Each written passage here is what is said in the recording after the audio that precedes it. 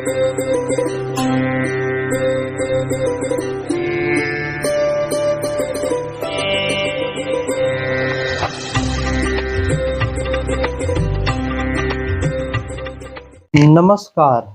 प्रिय दर्शकों, हाजिर हूँ मैं अपने इष्ट देवी देवताओं का पूजन कैसे करें इस कार्यक्रम को लेकर। प्रातःकाल यदि आप पूजन करते हो और आप चाहते हो कि विधि विधान पूर्वक श्री ब्राह्मण के द्वारा पूजन हो, जैसे ब्राह्मण लोग करवाते हैं विधि से, उस विधि से पूजन हो, तो आज आपको वह विधि बताने के लिए मैं तैयार हूँ। मैं उपस्थित हुआ हूँ। कोई कागज कलम ले लो, बारी बारी से कौन सी विधि क्या होनी चाहिए लिखते चले जाइए, सब विधि आपको बतलाऊंगा। तो सबसे पहले आप 3 बार आचमनी कीजिए। बाएं हाथ से जल निकालकर दाहिने हाथ पर रखकर 3 बार उसका पान कीजिए। पीने के बाद चौथी बार हाथ धो लीजिए। फिर बाएं हाथ पर जल रखकर 3 बार अपने ऊपर उसका छिड़काव कीजिए। भगवान नारायण का ध्यान कीजिए। कहते हैं अपवित्र पवित्रो वा सर्वावस्थांगतोऽपि वा। आप पवित्र हो अथवा अपवित्र हो, हर अवस्था में सर्वावस्थांगतोऽपि वा यह स्मरेत पुंडरीकाक्षम। जिस समय आप भगवान पुंडरीकाक्ष नारायण का ध्यान करते हो, यह स्मरेत पुंडरीकाक्षम सबाह्याभ्यंतर शुचिः। आप अंदर से बाहर से परम पवित्र हो जाते हो। इसलिए जल पीने के बाद अंदर से पवित्र हुए, पानी छिड़क कर ऊपर से हो गए, नारायण का ध्यान करके अंदर बाहर दोनों से पवित्र हो गए। अब आप पूजा के अधिकारी हो गए हो। इसके बाद आप जिस आसन पर बैठे हो उस आसन की पूजा करो। आसन पर जल छिड़को। पृथ्वी की, जिस पृथ्वी पर आप बैठे हो उस पृथ्वी को जल गिराकर लेपन करके फूल अक्षत चढ़ाकर पृथ्वी को प्रणाम करना चाहिए। फिर अपने इष्ट देवी देवता का ध्यान करके प्रणाम कीजिए। जो आपके कुल देवी देवता हो उस कुल देवी देवता का ध्यान करके आप उनको प्रणाम कीजिए। जो आपके पितृ हो, अपने पितरों का ध्यान करके उनको प्रणाम कीजिए। आपके गांव नगर में जो डीह बाबा, काली माई, चौरा माता इत्यादि देवियां हो, देवता हो, शिवराज भगवती जो भी हो, उनका ध्यान करके उनको प्रणाम कीजिए। उसके बाद सामने जो मूर्ति हो उन मूर्तियों का पूजन कीजिए। देखिए, सबसे पहले पूजन में आता है पंचोपचार पूजन। पंचोपचार में क्या होता है? 5 प्रकार से देवी की पूजा होती है। गंध यानी पहले चंदन लगा दीजिए, अक्षत चढ़ा दीजिए, पुष्प, फूल माला हो तो फूल माला चढ़ा दीजिए, धूप अगरबत्ती जलाकर दिखा दीजिए और दीप दिया दिखाकर जला दीजिए। ये हो गए पंचोपचार पूजन, सबसे छोटा पूजन। इसके बाद आता है दशोपचार पूजन। दशोपचार पूजन में जैसे षोडशोपचार होता है ठीक वैसे ही होता है, किंतु जो शुरू के आद्य अर्घ आचमनी इत्यादि होते हैं वह नहीं होते हैं। अब षोडशोपचार पूजन कैसे होता है यह थोड़ा विस्तृत पूर्वक जान लेते हैं। देखिए, षोडशोपचार पूजन में सबसे पहले जो प्राण प्रतिष्ठित मूर्ति हो उसका ध्यान करना चाहिए। अब आपके पास फूल हो, अक्षत हो, जो कुछ भी हो, उसे लेकर आप हाथ जोड़कर अपने उस देवी का ध्यान कीजिए। हे महारानी, मेरा कल्याण हो, मेरे परिवार का कल्याण हो, आपकी सदा ही जय हो, जय हो, ऐसा बोलकर फूल चढ़ाकर सबसे पहले एक बार जल घुमाकर मूर्ति को सामने गिरा दीजिए पाद्य के लिए। पाद्य क्या होता है? पहले जब हमारे घर में कोई बड़ा अतिथि आता था, कोई बड़े बुजुर्ग आते थे, लोग उनके पैरों को धोते थे पानी से। तो पाद्य वही चीज है। देवी देवता आए, हम एक आचमनी जल घुमाकर उनके चरणों में गिराकर उनके पैरों को धो दिए। पाद्य अर्घ्य के बाद भाई कोई आया है उसको पीने के लिए पानी दिया जाता था, खाने के लिए मीठा दिया जाता था, तो ये अर्घ्य हो गया मीठा। पाद्य अर्घ आचमनी, अर्घ्य मीठा हो गया और आचमनी पीने के लिए 1 लोटा पानी हो गया। 3 चीज हुए, पाद्य अर्घ आचमनी। इसके बाद स्नान आता है, वह स्नान इत्यादि करता है। तो उस देवता को भी स्नान कराने के लिए ठाकुर जी की पिंडी तो आप देखते हो, पंडित जी दूध गिरा कर नहवाते हैं, दही गिरवा कर नहवाते हैं। तो जैसे भी कोई पेंटेड मूर्ति हो तो आप जल घुमाकर सामने गिरा दीजिए। ठाकुर जी की शिला हो, पीतल की, सोने की, चांदी की मूर्ति हो तो आप उसे स्नान करवा सकते हो। स्नान करवाने के बाद बढ़िया से पोंछ कर पानी उन्हें सुखवा कर उससे कपड़े पहनावे। इसके बाद स्नान के बाद नंबर आता है वस्त्र का। शिवलिंग है तो गंगा जल से स्नान भी करवा सकते हैं आप। उसके बाद बारी आती है वस्त्र की। और वस्त्र में क्या होता है, वस्त्र में आप देखिए कहीं कहीं पर पंडित जी लोग रक्षा तुड़वा कर रखवा देते हैं, किंतु कोई मूर्ति हो, ठाकुर जी की हो, लड्डू गोपाल की हो, तो वहां पर वस्त्र में उनके कपड़े आते हैं, तो आप उन कपड़ों को चढ़ाइए। कपड़ों को चढ़ाने के बाद पुरुष है, गणेश जी हो गए, शंकर जी हो गए, विष्णु जी हो गए, तो यज्ञोपवीत चढ़ाइए। देवियों को, महिलाएं को, जो देवियां होती हैं उनको यज्ञोपवीत नहीं चढ़ाए, क्योंकि जनेऊ सिर्फ पुरुष ही पहनता है इसलिए जनेऊ सिर्फ पुरुष को चढ़ावें। इसके बाद बारी आती है चंदन की। व्यक्ति नहाने के बाद, कपड़े इत्यादि पहनने के बाद माथे पर तिलक ही लगाता है। तो पुरुष हो, देवी देवता हो तो हल्दी रोली चढ़ाइए, स्त्री हो तो सिंदूर चढ़ाइए। लक्ष्मी जी को, पार्वती जी को, काली जी को, दुर्गा जी को सिंदूर चढ़ाइए। अब कुछ लोग कहेंगे दुर्गा कुंवारी है तो सिंदूर क्यों चढ़ावे? भाई जो दुर्गा कुंवारी है वो दुर्गा निकली कहाँ से है?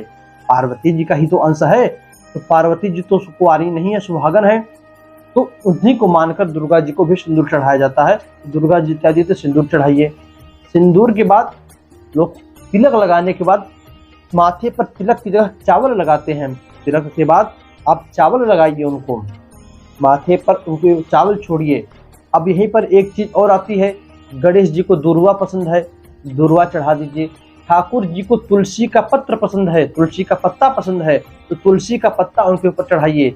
शंकर जी को भांग, भस्मी, समी पत्र, पूरा बहुत भाई आराध्य महादेव हैं, सब कुछ पसंद है उन्हें, तो उन्हें का जो जो पसंद हो वह उनके ऊपर चढ़ाइए। तुलसी का मंजरी, समी पत्र, बेल पत्र। उसके बाद स्नान इत्यादि हो गए, कपड़े पहन लिए, चंदन टीका लगा लिए। अब बारी आती है माला पहनने की। पहले के राजा महाराजा माला भी पहनते थे, वो जमाना तो गया, किंतु देवी देवता हुई हैं तो उनको फूलों की माला, सुगंधित हो, बासी मुरझाई ना हो। कहीं कहीं पर तो मालाएं गल जाती हैं, काली हो जाती हैं, किंतु वैसे माल उठाकर देवियों के ऊपर, देवताओं के ऊपर डाल देते हैं लोग, जो कि पाप का भागीदार होते हैं, पुण्य तो मिलता ही नहीं। तो सुगंधित फूलों से बनी हुई माला देवी देवताओं के ऊपर चढ़ावें। माला के बाद नंबर आता है परफ्यूम इत्र का। अपने तो आप खूब बढ़िया बढ़िया फॉग का, फिर जो है ब्लैक कोबरा का, राम जाने कौन कौन सा नाम याद तो नहीं, किंतु अनेक प्रकार के परफ्यूम मारते हो। और देवताओं का नाम आया तो इत्र दे दिए। भाई इत्र पहले चलता था, जैसा रंग हो, जैसा जमाना बदले, उसी हिसाब से देवताओं का भी पूजन करना चाहिए। अब फिर मन में शंका आएगी कि महाराज इत्र, स्प्रे इत्यादि अल्कोहल होता है, अशुद्ध होता है, क्या चढ़ा सकते हैं? यहाँ पर मेन बात आती है सुगंधित द्रव्य की। कहते हैं सुगंधित द्रव्याणि समर्पयामि, जो सुगंधित द्रव्य हो, तेल भी, शंकर जी को जो देवी देवता जो कुछ भी हो उनको घुमाकर तेल भी चढ़ाते हैं। आंवले का तेल, बादाम का तेल, सरसों का छोड़कर सिर्फ कोई भी सुगंधित महकने वाला, चमेली का तेल हो गया, आप इसको चढ़ा सकते हो। स्प्रे चढ़ाइए। याद रखिए इत्र तो बहुत पुरानी बात हो गई, इत्र है तो ठीक है, किंतु इत्र भी महकने वाला हो, बढ़िया हो, कोई भी इत्र बेकार शिकार ना हो जाए।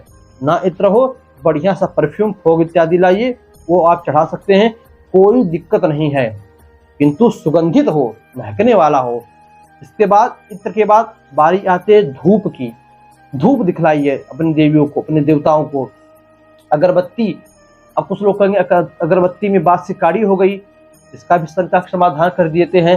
शास्त्रों ने कहा सिर्फ बांस ना जलावें, तो सिर्फ बांस कौन जला रहा है महाराज? बांस के ऊपर तो लेपन लगा है धूप का, उस धूप को हम जला रहे हैं।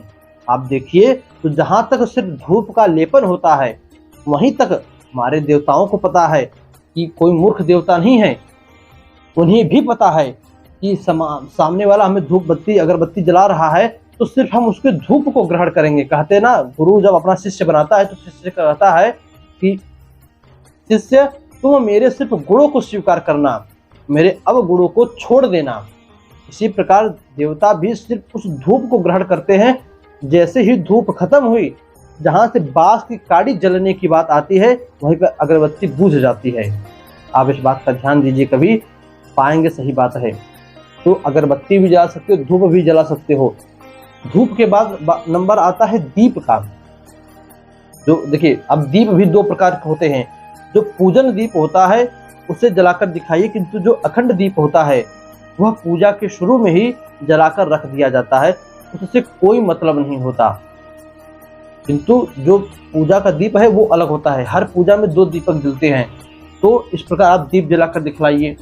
दीपक के बाद बारी आती है प्रसाद की। तो आपके यहाँ जो भी प्रसाद हो, फल, मीठा, चूरन इत्यादि जो कुछ भी हो, उसे चढ़ाइए। प्रसाद चढ़ाने के बाद फल चढ़ाइए। फल चढ़ाने के बाद पान का पत्ता, अपने तो आप मीठा पान, ये पान, वो पान सब खाओगे। देवताओं के नाम पर एक सूखा पत्ता लाकर चिपका दिए, सुपारी, लौंग, इलायची फेंक दिए। ऐसा नहीं करना चाहिए भाई। आप तो खाओगे मीठा पान, लाकर चढ़ाओ देवी देवताओं को मीठा पान। प्रसाद के रूप में आप वो पान भी उठाकर बाद में खा सकते हो। किंतु अभी तो जैसा देखिए, जो नियम है उस नियम को बतला रहा हूँ। आगे आप करें या ना करें ये आपकी मर्जी। किंतु उन्हें भी बढ़िया से सब कुछ, सभी सामग्री डाली हुई पान चढ़ाना चाहिए। ये दर्शकों, पान चढ़ाने के बाद नंबर आती है दक्षिणा का। अब कुछ लोग 1 रुपये का सिक्का रख देते हैं, कुछ लोग 51 रुपये रख देते हैं। ठीक है, श्रद्धा के अनुसार चढ़ाना चाहिए, किंतु ये भी तो देखना चाहिए कि पूजा कितनी बड़ी हो रही। अब हमको यहाँ से बम्बई जाना है, तो आप सिर्फ 5 रुपये के तेल में, 100 रुपये के तेल में बम्बई पहुँच जाओगे। महाराज 500 का तो टिकट ही लगेगा। और पेट्रोल की बात करें, हजारों रुपए की पेट्रोल जल जाएगी, 5000 तो प्लस का पेट्रोल हो जाएगा। तो जैसी पूजा हो उस अनुसार श्रद्धा पूर्वक दक्षिणा भी चढ़ानी। अब ये नहीं सब पूजा बढ़िया से करावे, दक्षिणा का नंबर आते ही मन मचोड़ ले। बड़ी ही दुविधा होती है दक्षिणा के नाम पर। ब्राह्मण कह भी नहीं पाते, उन्हें भी शर्मिंदगी महसूस होती है कि बार बार दक्षिणा करे, जजमान चिढ़ जाएगा। बेचारे वे लोग भी भाग्य दोषी बनते हैं। चाहते हैं दक्षिणा, अच्छा दक्षिणा चाहते क्यों हैं? जो कुछ भी पूजा पाठ में कमी हो, हिरण्यगर्भ गर्भस्थम हेम बीजम विभावशो अनंत पुण्य फल दमतः अतः शांतिम प्रयच्छ में। अनंत तो पुण्य फल मिलता ही है, फिर न्यूनारिक्त पूजायाम संपूर्ण फल हेतवे। जो हमारे पूजा में न्यून हो गया हो, कम हो गया हो, अतिरिक्त, न्यूनारिक्त पूजायाम, न्यून हो गया हो, अतिरिक्त, कम ज्यादा हुआ हो, भगवान भाई देखिए, किसी को 1 रोटी कम खिलाओ तो भी दिक्कत, 2 रोटी 1 रोटी ज्यादा खिलाओ तो भी दिक्कत। तो दक्षिणा चढ़ाकर प्रार्थना करते हैं कि न्यूनारिक्त पूजायाम संपूर्ण फल हेतवे। महाराज जो कुछ भी पूजा में हमसे कमी या बेसी हुई हो, न्यूनारिक्त पूजायाम संपूर्ण फल हेतवे, दक्षिणाम, उस भूल चूक को क्षमा करिए आप, और इस पूजा का फल आप मुझे दीजिए। इसके लिए दक्षिणाम कांचनम देव, मैं आपको यह स्वर्ण दक्षिणा, पहले स्वर्ण की असर क्या होती थी, तो श्लोक पहले का बना स्वर्ण दक्षिणा, किंतु आजकल भारतीय नोट है। तो पर्ण मुद्राम, न्यूनारिक्त पूजायाम संपूर्ण फल हेतवे दक्षिणाम पर्ण मुद्राम देहि, दक्षिणाम कांचनम देहि। जैसा भी हो ऐसा श्लोक जोड़कर आप बनाकर बोल सकते हो। कि दर्शकों, बात आती है दक्षिणा की। दक्षिणा चढ़ाने के बाद उसके बाद 3 बार हर देवी देवताओं को परिक्रमा अलग होता है। गौरी गणेश अंबिका कलश है तो 3 बार हाथ घुमाकर माथे लगावें। उसके बाद फूल अक्षत लेकर हाथ में, नंबर आता है पुष्पांजलि का, प्रार्थना करके फूल अक्षत चढ़ा दे। गणेश जी को विशेष अर्घ्य बनाकर, विशेष अर्घ्य में क्या क्या, किसी दिए में हल्दी, फूल, दूब, अक्षत, कोई फल, पैसा रखकर मंत्र बोलकर अपने तरफ से दिए की सारी सामान गणेश जी के ऊपर गिरावे। दिए को ना गिरावे, दिए को बगल में रखकर फिर फूल अक्षत लेकर प्रार्थना करे। पूरी पूजा करने के बाद, प्रार्थना करने के बाद कपूर जलाकर आरती करे। आरती करने के बाद आरती पूरे घर में घुमावे और हाथ पे जल लेकर, प्रभु आज मैंने जो कुछ भी पूजन किया वो आपको मैं समर्पित करता हूँ, ऐसा बोलकर जल सामने भगवान के छोड़ दे। फिर दूसरा जल हाथ में लेकर दाहिने अपने आसन के नीचे गिराकर माथे लगा लीजिए। यह होती है संपूर्ण पूजन विधि, मैंने आपको बतलाई। अब इसमें आप अपने हिसाब से पूजन कर सकते हो। पंचोपचार भी बतला दिया, षोडशोपचार भी बतला दिया। षोडशोपचार, दशोपचार भी बतलाया था, किंतु दशोपचार में इन स्नान इत्यादि को छोड़कर बाकी की सारी सामग्री, बाकी सारी विधि आप करो तो वो दशोपचार हो जाती है। सबसे छोटा है पंचोपचार, सबसे बड़ा होता है राजोपचार। इस षोडशोपचार के बाद बारी आती है राजोपचार की, किंतु राजोपचार पूजन सब नहीं कर सकते, सभी को अधिकारी नहीं बनाया गया है, इसलिए इस वीडियो में उसकी बात नहीं करेंगे। ये तो वीडियो और भी लंबी हो जाएगी। तो बस आज के लिए इतना ही। आप इस विधि से पूजन करो, आपको पूरे पूजन का फल मिलेगा। जो ध्यान रखिएगा, पूजन करने के बाद पूजन का फल भगवान को समर्पित करके सामने जल गिराकर माथे लगाइए। बस आज के इतना ही। आप पूजन करो विधि विधान से, हर देवताओं का पूजन करो, सभी जरूरी है भाई। एक ही साथ ही सब सदे कहावत तो सही है, इष्ट एक को मानो लेकिन पूजो सबको। एक पर विश्वास करो, एक को पकड़ लो, तो पूजो सबको। बस ज्यादा भाष नहीं करना है, हो गया। आज के लिए इतना ही। पुनः मुलाकात होगी नए वीडियो में नए टॉपिक के साथ। तब तक के लिए नमस्कार।